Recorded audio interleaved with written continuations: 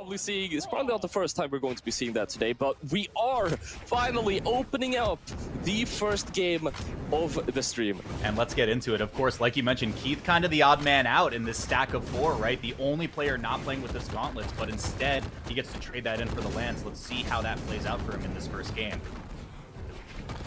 So far, Aarom and Himwy have quite a strong start on the double gauntlets out of everything. They were able to get quite some nice follow-ups, able to avoid the DI to activate. What a nice ground pound from Plum to what a nice ground pound from Plum to interrupt the D signature coming out from Wushang.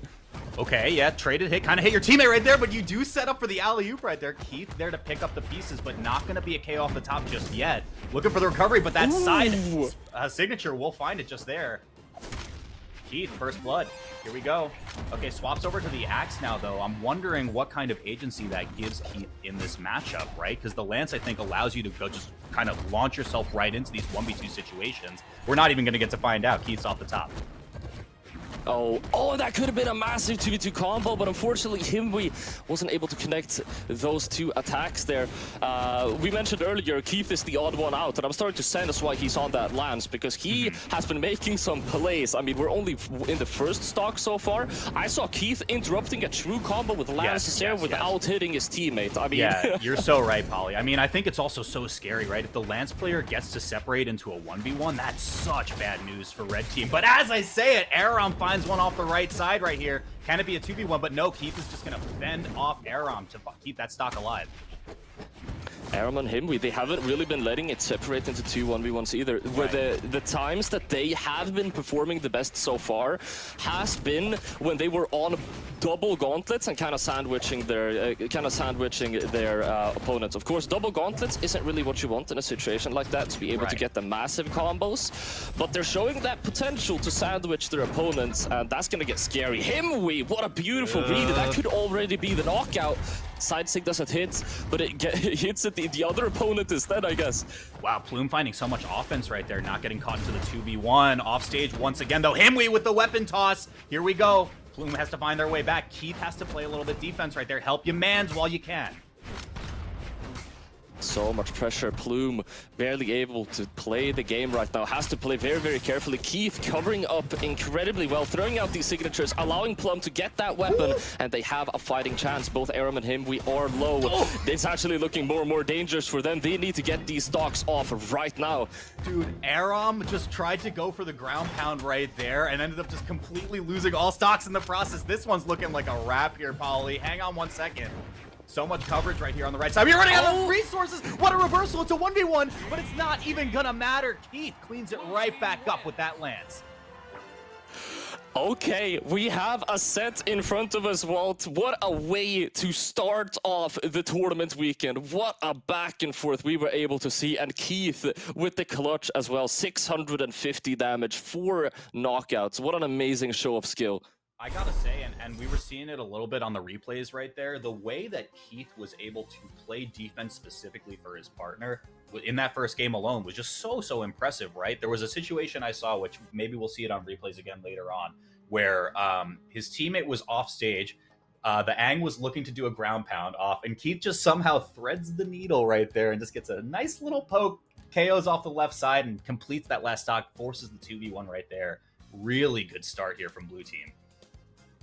Yeah, and as I mentioned, I mean, it was looking really, really good for Himwy and Aarom up until the last moment. They were just not able to get that stock off of Plum, which for a really long time, I mean, he was red for, I'm not sure, he got into red like maybe 30 seconds before the game even finished. And if they were able to take that stock off, that would have been GG. But Keith put up so much pressure, throwing out signatures and lights on the axe, on the lance, not allowing their opponents to get anywhere near his teammate, and they just couldn't get that stock off. And what happens when you tunnel vision just a little bit too much? They're gonna rack up that damage, they're gonna find the first knockout, and then the next knockout is gonna be a lot easier. That's right, that's right. And the numbers really do tell a lot of this picture for this first game as we wait to queue into our next one. But I think Keith had like over 600 damage, if I'm not mistaken, before I left the queue. Right there, just really just stacking up so much damage right there. And I think it's the product of, like we said before, right? Keith is the only player in this stack of 4 who isn't running gauntlets. So when he gets onto that lance, if he can find one of these red team members off on a side alone, it is going to be so brutal for them unless their teammate comes in to intercept. Yeah, it is going to be really, really dangerous, but Himwy and Aarom, we said it time and time again, they were performing incredibly well up until that very, very last moment. And I would say, I mean, we said that this matchup will tell us more about these teams than our stats ever will. And I mean, I think we can conclude two things. They're really, really even, at least so far. The set is definitely up for grabs if the right adjustments are made. And I am going to be a little bit bold and say that both of these teams were good on paper. I would say they are good. That's right. I mean, both of them, this is some high-level gameplay, and they are excited to get even more of it going. I'm excited to be able to see more of it. We are going into our next game. Demon Island coming in for game 2. Let's see what Himwy and Aaron can bring to the table. You had mentioned before, gauntlets are everywhere. Gauntlets everywhere. But Himwy's rocking the cannon to start us off. Keith able to get a quick combo, and Plum actually going for the commitment up into the air, but they have quite some spread out damage, both Himwy and Aarom in orange, but again, Plum finds himself in red before any of the other players. He needs, he's already proved it, he's good at sustaining these stocks, so maybe I have no reason to fear. Wait a sec, Aarom just says, let's cut the middleman right here. I'm gonna find the stock. It's gonna be one in reply coming from Keith, though, to keep it pretty even. Orange bars for both red team and blue team here. But, I mean, Himwy's still holding on to this cannon as he just goes off on the right side. That end coming out from Aarom, it was an amazing opportunity to get a team combo and very quickly knock out Keith, but Plum, Sair into signature, beautiful knockout, in the process saving his teammate as well, which still is sustaining that first stock, but Plum, second stock orange, now red, onto the offstage. He needs to start playing a little bit carefully, I think. Ooh, not going to be a K-off on the top for Plume, but next one is surely going to put at least a little bit of distance between them. And again, the name of the game right here is how can these teams leverage these 2v1 windows of time, right? Especially when you're playing on off weapons. You had mentioned earlier in game 1, right? Double gauntlets is very strong, but it's kind of rough because it introduces DI into the mix, right? So it makes these 2v1s a little bit less guaranteed. Yeah, and especially for, I mean, Himwy and Aarom are the only two players that actually, they are the only ones that can have DI, but they have also shown a lot of success in setting up those situations. Yeah. You see it right there. Himwy going to the other side of the opponent before he attacks them, just for that chance that maybe my teammate will be able to get a follow-up. What a weapon throw coming out from Plum as well. Yeah, and I gotta sing the praises of Keith right there too, right? He was looking to get the edge guard over on Aarom, and it was such an excellent target swap to say, like, you know what? I'm going to support Plume for a minute to make sure we secure this KO. Keith playing exceptionally well as well, but Keith and Plum, it is starting to get, it is starting to look rough. One stock closer to the finish line, though. Aarom down to their last as well. It all depends on whether or not Plum is able to stay in that stock, and he is getting knocked off stage right now. Quick reversal from Himwy right there means Aarom can look for the edge guard, but I mean, Plum does touch ground right here, so now it's off stage for all of the blue team. Oh! Hang on 1 second. Okay, recovery off the top. We'll give a window of opportunity, but Plum lives. Plum still keeping the stock, sliding out on the ground as well. He needs to get back on the stage. Double exclamation mark. Sair comes out. That could be knockout, but they decide to go for the 2v2 combo instead. That would have been a really, really good decision, but it didn't rack up just as much damage as they were probably hoping for. Plum and Keith still have a fighting chance in this game. You are 100% right. We did see the exclamation points there earlier for the wall slip right there. A little bit of miscommunication from blue team means Aarom has a second to breathe. Here we go, Plume. Deep red right now. Anything, just a slight breath of fresh air will be enough to find the knockout, and it's a 2v1 for Keith.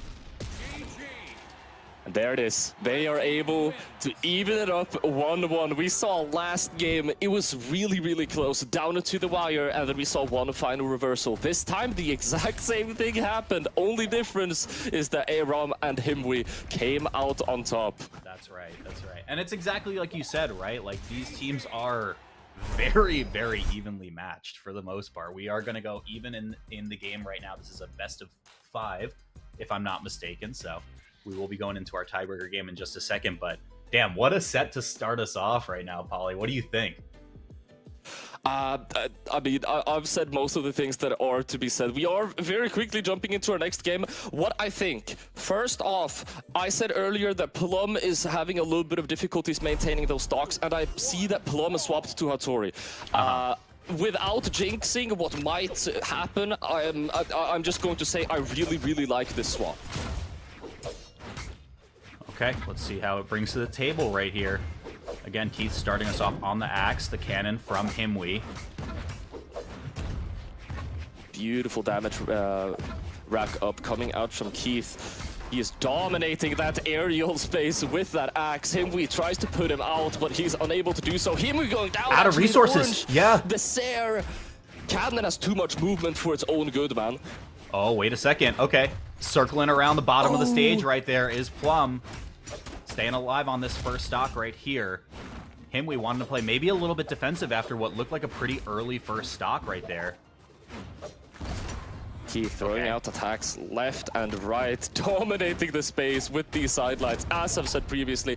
I will refer back to, I've called this previously the Delta defect, where you kind of get into a flow state with Axe, where you're hitting so many attacks on your opponents that you don't really have to care about hitting your teammate anymore, because it outweighs the amount of times that you're hitting the opponents. 100%.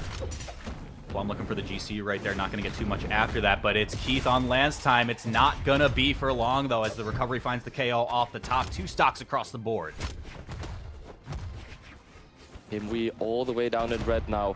And I said earlier, I really like the swap coming out from Plum. So far, doing a very much better job at sustaining these stocks. And I mean, the effects are in, the changes are in full effect. This game is probably the closest one we've seen so far, but with one underlying consistent factor. Keith never goes down. Well, he does, but he's healthy for so long, and he is playing so well. When he does go down, he goes down swinging for sure. Like you said, I think it's that flow state where he doesn't even care who he hits as long as he's connecting with someone. It's fine. Here we go, though. Keith on the right side as we talk about it.